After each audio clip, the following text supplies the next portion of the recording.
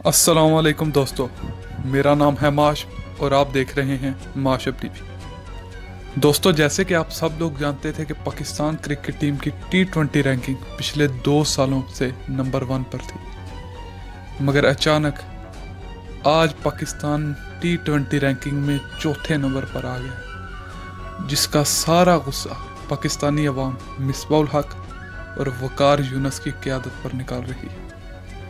दोस्तों, इस रैंकिंग के गिरने के हादसे उस वक्त ही पैदा हो गए थे जब श्रीलंका की बी टीम ने पाकिस्तान की नंबर 1 T20 टीम को पाकिस्तान में ही शिकस्त दी।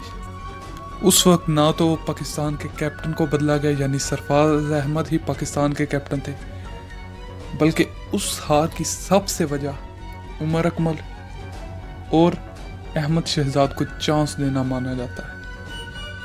अब इस कोरोना वायरस के हादसे में पाकिस्तान टीम फिलहाल तो नंबर 1 पर वापस नहीं आ सकती, मगर पाकिस्तान टीम और नंबर 1 टीम में खासा पॉइंटों का फ़र्क नहीं है, जिसकी वजह से पाकिस्तान टीम वापस अपनी पोजीशन हासिल कर सकती है अगर वो इस T20 वर्ल्ड कप में अपनी परफॉर्मेंस अच्छी दे।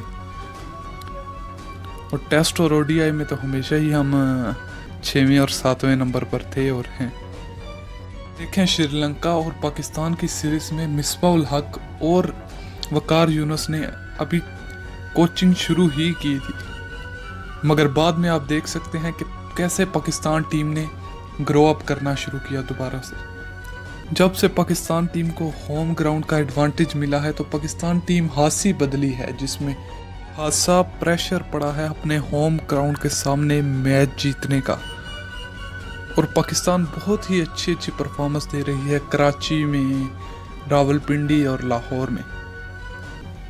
अब देखते हैं कि इस कोरोना वायरस के अजाब के बाद पाकिस्तान टीम कैसे निखर कर बाहर आती है।